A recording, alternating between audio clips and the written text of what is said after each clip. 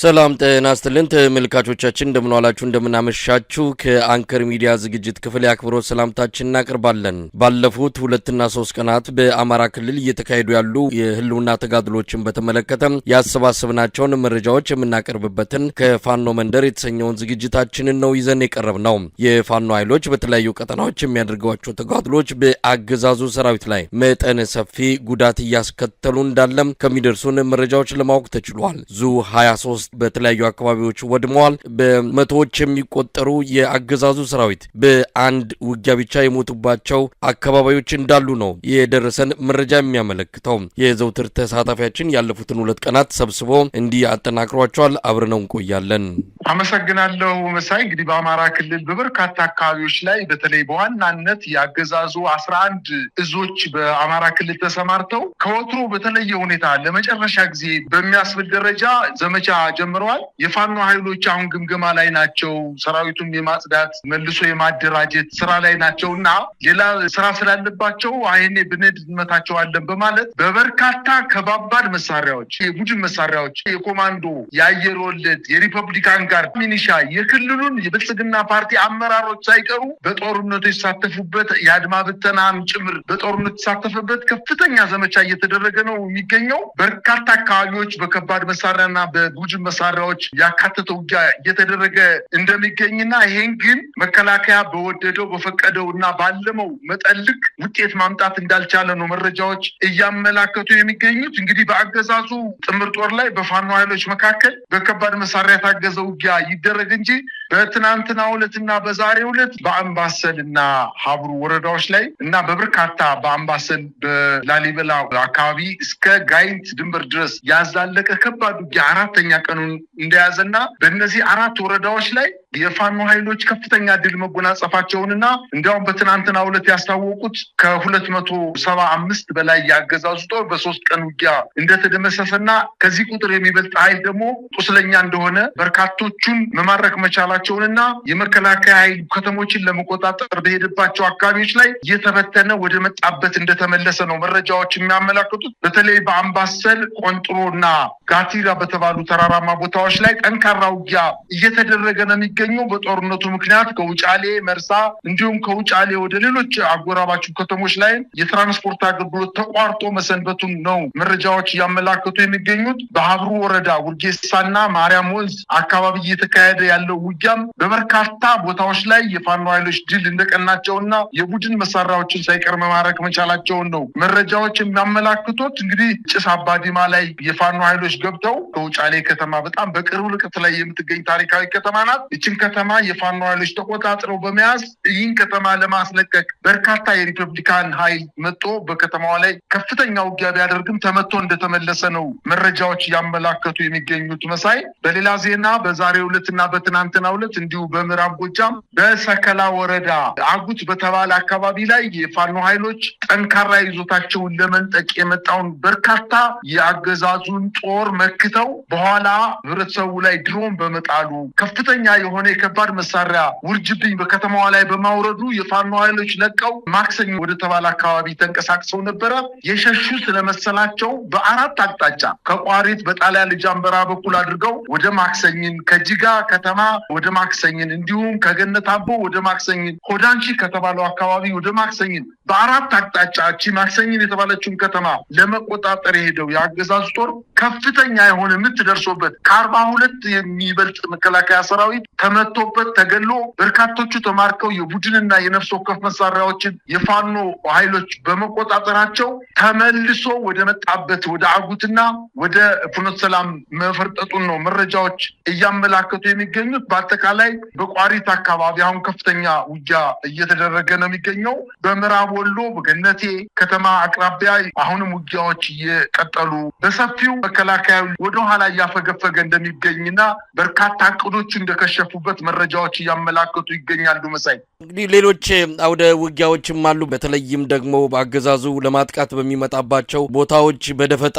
በሚፈጸም ጥቃት ዙ23 ከባድ መሳሪያዎችን ነው እየተመታበት ያለው። የዙ23 ደግሞ ከቅርብ ጊዜ ወዲህ በተለያዩ ቦታዎች በተደጋጋሚ ጥቃት እየተሰነዘረበት ነው። አገዛዙ አንድም የሚመካበት መሳሪያው ይህንን መሳሪያ አውሮፕላን ለመጣል ሳይሆን ሰላማዊ ዜጎችን ለመምታት የሚጠቀምበት ነው። እዚህ ላይ ያነጣጠረ ጥቃት ነው እንግዲህ በፋኖች በኩል እየተፈጸመ ያለው። በአንዳንድ ቦታዎች ላይ በርካታ ቁጥር ያላቸው ያገዛዙ ሰራዊት አባላት ነው እየተደመሰሱ የሚገኙት። ከወትሮ በተለየ ሁኔታ በፊት ከ10-20 አካባቢ እንደዚሁ የሚገደሉ በብዛት የሚማረኩ ነበር። አሁን በብዛት የሚገደሉበት ሁኔታ ምናልባት ለማጥቃት በሚያደርጉት እንቅስቃሴ በሚደርስባቸው የደፈጣ ጥቃት ነው። ከምን አንጻር ነው ይሄ ከፍተኛ ቁጥር ያለው ያገዛዙ ሰራዊት እየተገደለ ያለው? እንደው ሌሎች አውደ ውጊያ መረጃዎች ካሉን ብታካፍለን። መሳይ አሁን ውጊያዎችን እኮ በጣም እየተለማመን መጠናል። ከ3 ቀን በፊት በዚህ በሰሜን ሸዋ አካባቢ ሸዋሮቢት ከተማ ላይ የፋኖ ኃይሎች እኮ ገብተው ከፍተኛ የሆነ ክሳራ አድርሰው ነው የወጡት። በርካታ የብልጽግና አመራሮችን ሳይቀር የደህንነት አባላትን የመከላከያ ወታደሮችን ሳይቀር ማርከው ከከተማ መውጣታቸውን መረጃዎች አመላክተዋል። በወሎ ተንታና እንጅባራ ላይ ከጠዋቱ 12 ሰዓት ላይ በከተሞች ላይ የፋኖ ኃይሎች ከበባ በመፈጸም ከባድ ድል ማግኘታቸውን እንዲሁም በመተሃራ አካባቢ እስከ ናዝሬት ድንበር አካባቢ በዚህ በሞጆ አካባቢ በአማራ ክልል የሚገኙ የሰሜን ሸዋ ወረዳዎች ላይ የፋኖ ኃይሎች ከፍተኛ ጥቃት ሰንዝረው በኦሮሚያ ክልል አድማ ብተና በሪፐብሊካን ጋርድ በአየር ወለድ ኮማንዶዎች ላይ ከፍተኛ ድል መጎናጸፋቸውንና ይሄንን ለመመከት የሄደው የመከላከያ ሰራዊት 1 ሰዓት ባልሞላ ጊዜ ውስጥ ተመቶ ወደ ናዝሬት መሸሽ መቻሉና የፋኖ ኃይሎች አሁን ወደ መተሃራ አካባቢ እየመጡ ከፍተኛ ጥቃት መሰንዘራቸውን ተከትሎ በመከላከያ ይሁን በኦሮሚያ ክልል ልዩ ኃይል የተደራጀው ኃይል ከፍተኛ ድንጋጤ ውስጥ መውደቁን ነው መረጃዎች እያመላከቱ ያሉት። በአጠቃላይ እነዚህ እየተፈጸሙ ያሉት ውጊያዎች የመከላከያ ሰራዊቱ ታስታውስ ከሆነ ከመስከረም 30 አካባቢ የመከላከያ ኢታማዦር ሹም በ4ቱም የዞኖች የአማራ ክልል የሚገኙ ዞኖች በባህር ዳር ከተማ፣ በኮምቦልቻ፣ በደብረ ብርሃንና በባህር ዳር ከተማ 4ቱን ዞኖች ያካለለ በመስመራዊ መኮንኖች ከፍተኛ ጄኔራሎችን እዚህ የሚመሩ ኃይሎች ሰብስቦ ውይይት አድርጓል። እናንተ ከተማ ላይ ተቀምጣችሁ በተለይ በዋናነት እዝን የምትመሩ ጄኔራሎች፣ ውጊያውን የምትመሩ መስመራዊ መኮንኖች በዘረፋ ላይ ተሰማርታችኋል። ከተማ ላይ የሆነ የግል ጥቅማችሁን እያካበታችሁ ነው። የሰራዊቱን ያለአመራር ወደ ጦርነት እንዲገባ በማድረግ ሰራዊቱን እያስፈጃችሁት ነው። ስለዚህ እናንተ ተጠያቂ ናቸው። አሁን የመጨረሻ እድል ስልጣናችኋል። በዚህ ጦርነት ከተሸነፈ ሰራዊቱ ወደኋላ ካፈገፈገ እርምጃ የምንወስደው በእናንተ ላይ ነው። ስለዚህ የፋኖ ኃይል ተመቶ አካባቢ ሙሉ በሙሉ መስራት አለበት። ቢቻል የፋኖ ኃይሎች የያዙትን የቡድን መሳሪያ መንጠቅ፣ አመራሮችን በተደበቁበት ቦታ መግደል በማለት ዛቻ የተሞላበት ስብሰባ በኮምቦልቻ፣ ባህር ዳር፣ ጎንደርና ደብረ ብርሃን ላይ አካሂዶ ነበር። በእነዚህ 4 ከተሞች ውይይት ከተደረገ በኋላ የመጨረሻ ብሎ የጀመረው ዘመቻ እንዳሰበው አመራሮችን የገደለበት ሁኔታ የለም። የቡድን መሳሪያ የማረከበት የለም።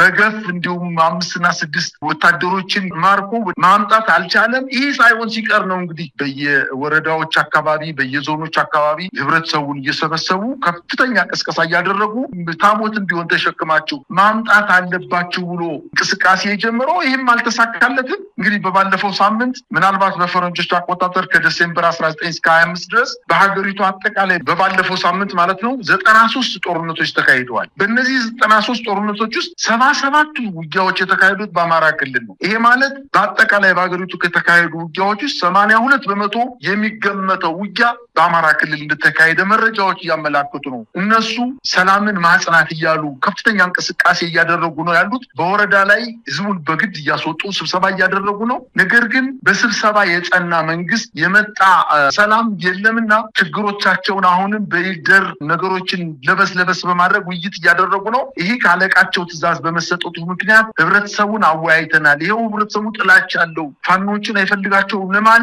በውጊያ የተሸነፈውን ኃይል ለማጽናናት የተደረገ ጥረት እንዳለ ነው መረጃዎች እያመላከቱ የሚገኙት። መሳይ ምናልባት እነዚህ ህዝባዊ ስብሰባዎች ከምን የመነጩ ናቸው ማለት እንችላለን? ህብረተሰቡ የፋኖን ትግል እንደሚደግፍ እየታወቀ ምክንያቱም እንደዚህ አይነት ትግል የህዝብ ድጋፍ ባይኖረው ኖሮ አይደለም 2 ዓመትና ከዛ በላይ ለ2 ሳምንትም ያህል እድሜ የሚኖረው አልነበረም። የህብረተሰቡ ድጋፍ አለ። የአማራ ህዝብ የፋኖን ትግል ወይ በአካል መሳሪያ አንግቦ ጫካ ገብቶ ይደግፋል፣ አሊያም ደግሞ ደግሞ ደጀን ሆኖ እየደገፈ እንዳለ ምንም ጥርጥር የለውም። ትግሉን ከሚደግፍ የህልውና ጥያቄ ካለበት ህዝብን እንደዚህ ሰብስቦ እያስፈራሩ ምን ውጤት ይገኛል በሚል ነው እንግዲህ ጓዙን ጠቅልሎ አማራ ክልል ገብቷል። ሰሞኑን ጋምቤላ ላይ የተፈጠረው ቀውስ አንዱም እዛ የሚገኘው መከላከያ ሰራዊት ተሰብስቦ አማራ ክልል በመግባቱ ነው። ሌላም አካባቢ ያለው በሙሉ ወደ አማራ ክልል ጓዙን አድርጓል። የሀገሪቱ መከላከያ ሰራዊት አቅሙን በሙሉ አማራ ክልል ውስጥ በማድረግ ነው እንግዲህ ውጊያውን እያካሄደ ያለው። ይህን ሁሉ አድርጎ ፋኖን ማጥፋት አይደለም፣ ምናልባትም እንደሚባለው ከሆነ ይዞታቸውን እያስፋፉ እንዲመጡ የከለከላቸው ኃይል የለም። ፋኖዎችን ህዝቡን መሰብሰቡ ምን ፋይዳ አለው? ህዝቡን ሰብስበው መፍትሄ አምጣ አይደለም እኮ ያሉት። ህዝቡን ሰብስበው ምንድነው ሲሉት የነበረው? ፋኖ ማታስገቡ ከሆነ የነበረው ልማት በሙሉ ይፈርሳል፣ እርምጃ በእናንተ ላይ እንወስዳለን፣ እናንተ ደንቆሮች ናቸው፣ ህዝብን እንደ ህዝብ የመራይ ህዝብ ሃይማኖት የለሽ ነው በማለት አጠቃላይ የሜጫ ወረዳን ህዝብ እኮ አንድ የብልጽግና ስራ አስፈጻሚ መድረክ ላይ ወጥቶ የአንድን ወረዳ ህዝብ በሙሉ መሀይምና ሃይማኖት የለሽ እምነት የለሽ ብሎ የተሳደበበት ሁኔታ ነው። እነሱን ሳይደግፍ ሲቀር ሃይማኖትና እምነት የሌለው መንግስታዊ ስርዓትን የማያውቅ ጋጠወጥ ህዝብ እንደሆነ አድርገው ነው እየሰደቡት ያሉት። ይሄ ሁሉ የመጣው ከደረሰባቸው ሽንፈት ነው። አጠቃላይ ፍርሃት የወለደው ድርጊት ነው እየፈጸሙ የሚገኙት። በበርካታ ወረዳዎች ላይ ዞን ከተሞች ላይ ህዝቡን አስገድደው በጀነራል መድፍ ታጅበው በሄሊኮፕተር ታጅበው ፒቲአር ታንክ አዳራሾችን ከቦ በርቀት ሻለቃና ሻምበሎችን ክፍለ ጦሮችን አሰልፎ 1 ሰዓትና 2 ሰዓት ላልሞላ ለሚዲያ ቀረጻ ሊሆን የሚችል ውይይት አድርገዋል። ነው። ነገር ግን መፍትሄ ለማምጣት ሳይሆን ይሄው ይንሰርተናል፣ ፋኖዎች የሉም፣ ህዝብ ይጠላቸዋል ማለት በመካከል የነሱን ደጋፊዎች በአዳራሾች ውስጥ አስገብተው ነው ቅስቀሳ ሲያደርጉ የነበሩት። በአጠቃላይ ይሄ የመሸነፋቸው ምልክት ነው። ሱሪውን አስፈትተነዋል፣ ቀበቶውን አስፈትተነዋል፣ ተበትኗል፣ በየገዳሙ ነው ያለው። ከእንግዲህ በኋላ የሚቀረን መሪዎችን በተደበቁበት ገዳም ውስጥ ፈልገን መምታት ነው ሲሉ የነበሩ ወታደራዊ ጄኔራሎች እባካችሁን ለምኑልንና ወደ ሰላም እንምጣ፣ መሳሪያቸውን አውርደው ወደ ከተማ መጣው እጅ እንዲሰጡ ለምኑልን ብለው ልክ የሰፈር ጥል ተጣልተው ወይም የአንድ ሰው ነፍስ ገሎ ጫካ እንደገባ አይነት የግለሰብ አጀንዳ ይዘው እንደወጡ አድርገው ነው ስብሰባውን ሲመሩት የነበረው። ይሄ የክሽፈታቸው አንዱ መገለጫ ነው ማለት ይቻላል። በአጠቃላይ እኮ በአማራ ክልል አሁን ማስረሻ ሰጠ ተፈራረመ፣ ከእንግዲህ በኋላ ሞት የለም፣ የታሰቡ ሰዎች ይፈታሉ፣ ውጊያም ይቆማል ተብሎ ነበር አይደለም? ይሄ እኮ ከሳምንት በላይ ያልሄደም ይሄ አጀንዳ ሳምንት ላይ ሆይ የተባለ ምንም መፍትሄ አላመጣ ሲል ወደ ህዝባዊ ውይይት ሄዱ። ህዝባዊ ውይይትን መፍትሄ አላመጣ ሲል አሁን ከፍተኛ የሆነ ድሮን በክልሉ ውስጥ አስገብቶ አጥፍቶ ጠፊ ድሮኖችን ሳይቀር ወደ ባህር ዳር ከተማ አስገብቶ የአማራን ህዝብ አጠቃላይ ለመፍጀት ስብሰባ ላይ እናንተ ስለምትደግፉት ነው ከእንግዲህ በኋላ በምንወስደው እርምጃ አንጸጸትም፣ በህብረተሰቡ ላይ በሰላማዊ ነዋሪው ህዝብ ላይ ከፍተኛ እርምጃ እንወስዳለን በማለት ህብረተሰቡ ሲያስፈራሩበት የነበረው አጠቃላይ መድረክ ውጤት የማያመጣ መሆኑና የአማራ ህዝብ የብልጽግናን ይሁን የጀነራሎችን ዲስኩር የሚሰማበት ደረጃ ላይ አይደለም። ብሶቱ ገንፍሎ ወጧልኝ። የአባት አርበኞች የነበራቸውን የቃታ ብረት አንስተው ከፋኖ ኃይሎች ጋር ተቀላቅለዋል። የፋኖ ኃይሎች ትናንትና ከነበራቸው በላይ ጉልበት ጨምረዋል፣ አስተውሎት ጨምረዋል። አጠቃላይ ቀጠናዊ ትስስር ለመፍጠር ከፍተኛ እንቅስቃሴ እያደረጉ ነው የሚገኙት። ስለዚህ ብልጽግና ከፍተኛ ድንጋጤ ውስጥ በመግባቱ የፈጠራቸው የውሸት መድረኮች እንደሆኑ ነው አብዛኛው ማህበረሰብ እየተረዳ ያለው። መሳይ ምናልባት ወደ ፋኖችም እንምጣና እንግዲህ አሁን የስልጠና ግምገማ ወደ ውስጥ መመልከት ብዙ ነገሮችን የማጥራት የማራገፍ ዝም ብሎ ገብቶ አጀንዳ ኖሮ ተልኮ ኖሮት የመጣን ሁሉ አራግፎ ወደ እውነተኛው የመጨረሻው ምዕራፍ የመሄዱ እንቅስቃሴ ላይ ዋዜማ ላይ እንደሚገኙ ነው የምንሰማው። በዚህም የተነሳ ማጥቃቶችን ቀነስ አድርገው እንዳሉ ነው። ይህንን አጋጣሚ በመጠቀም ነው እንግዲህ ያገዛዙ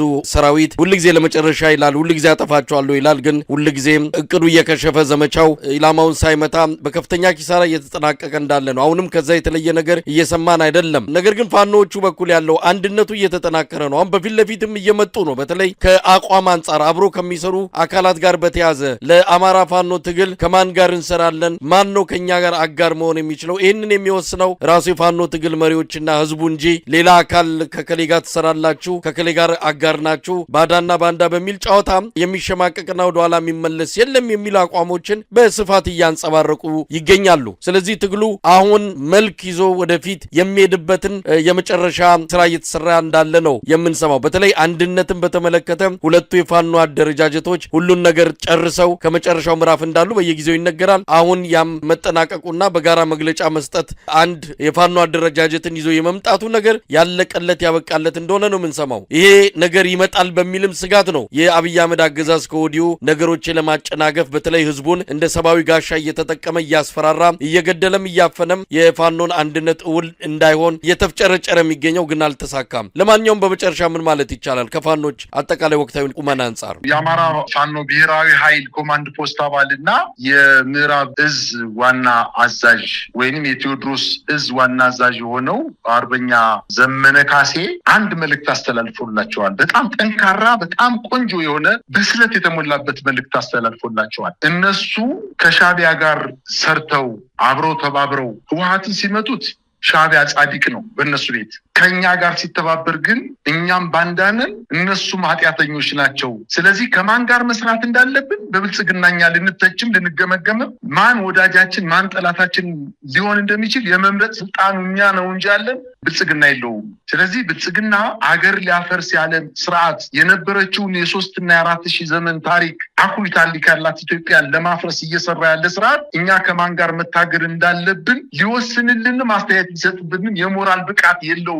አፍራሽ የሆነ ስርዓት ስለሆነ ከማን ጋር መስራት እንዳለብን በኢትዮጵያ አንድነት የማይደራደር የትኛውም ኃይል ጋር አብረን ለመስራት ምንም አይነት የሞራል ተጠያቂነት የለብን ብሎ አብስሮናልና ምናልባትም በቅርብ ቀናት ውስጥ አንድ ትልቅ የፋኖ አደረጃጀት አልቆ ብቻ ሳይሆን የቀጠና አደረጃጀት ተፈጥሮ በዚህ ስርዓት ላይ ከፍተኛ የሆነ የሐምሌ የሚመስል ዶፍ ዝናብ ሊዘንብበት እንደሚችል ነው መገመት የሚቻለው። እሱ አስግቶታል። ከፍተኛ ፍርሃት ውስጥ ነው ገብቶ ያለው። ይህን ፍርሃት እንግዲህ እንዴት አድርጎ ሊሻገረው እንደሚችል ባናውቅም ምናልባት ለሳምንታት ለቀናት የሚሆን ስንቅ እየሰበሰበ ነው የሚገኘው። በየአዳራሾቹ ህዝብን እየሰበሰበ ነው። ምናልባትም ከፋኖ ጋር ሲሰሩ የነበሩ የብልጽግና ሰላዮች ወደ ማዕከል በመምጣታቸው እነሱን ተጠቅሞ የተወሰነ ጊዜ ለማራዘም ሞክሮ ነበረ። የኢትዮጵያ ስቆ ነው ያለፈባቸው። አቅማቸውን ያውቀዋል። ምን ሲሰሩ እንደነበረ ያውቀዋል። ስለዚህ ህዝብንና በተለይ በዋናነት የአማራን ህዝብና ፋኖን በፍጹም መነጠል መለያየት በማይቻልበት ደረጃ ላይ እንደ ሰርገኛ ጤፍ ለይቶ ማስቀመጥ በማይቻልበት ደረጃ ላይ ስለተደረሰ ይሄን ነገር መንግስት ሊቀለብሰው እንደማይችልና ትግሉ በፋኖ የበላይነት ሊጠናቀቅ እንደሚችል ነው አብዛኛው ሰው እየገመተ ያለው። ምናልባት በአጭር ቀናት ውስጥ የመከላከያ ሰራዊት አቅሙ ጨርሶ አሁን የመጨረሻ ከአቅሙ በላይ ዘመቻዎችን ተበትኖ በየቀበሌው ሂዷል። በእርግጥ በአንድም ቀበሌ ላይ ደርሶበት በማያውቀው ቦታ ላይ ደርሷል፣ እውነት ነው። ነገር ግን ደርሶ በተገኘበት ቦታ ላይ ግን እየተመታ እየተመለሰ ነው። ከዚህ በላይ ምንም ሊሄድ በማይችልበት ደረጃ ላይ ነው የደረሰው። ምናልባት ፋኖች የ45 ቀን የግምገማ ጊዜያቸውን ጨርሰው ወደ ሙሉ ማጥቃት በሚገቡበት ጊዜ ትልቅ የሆነ ድል ሊገኝ እንደሚችል ነው መገመት የሚቻለው። መሳይ በጣም ነው ማመሰግነው። እንግዲህ በፋኖ ትግል ዙሪያ አመራሮቹንም እያነጋገርን እንገኛለን። በተለይ ቀጠናዊ ጉዳዮች አሁን የአፍሪካው ቀንድ ጉዳዩን በተለያየ መልኩ ያሰላለፍ ለውጦች እየታዩ ነው። ብዙ ኃይሎች ከተለያዩ የዓለም ቀጠናዎች ትኩረታቸውን ወደ ምስራቅ አፍሪካ አድርገዋል። የፋኖም ትግል በአንድም ይሁን በሌላ ከዚህ ቀጠናዊ አሰላለፍ ጋር መዛመዱ መገናኘቱ የማይቀር ጉዳይ ነው። ከዛም አንጻር ፋኖች ምን እያሰቡ ነው? ምን እያደረጉ ነው? እንዴት ያዩታል? ይህንን ወቅታዊ የአፍሪካ ቀንድ የፖለቲካ አሰላለፍ የኃይል ሚዛን ወዴት እያደላ ነው? ማን ከማን ጋር ተሰለፈ የሚለውንም በተመለከተም እይታቸውን ግንዛቤያቸውንና አቋማቸውን የምንረዳባቸውን ቃለ መጠይቆች የምናደርግ ይሆናል። በጣም ነው ማመሰግነው። እኔም አመሰግናለሁ።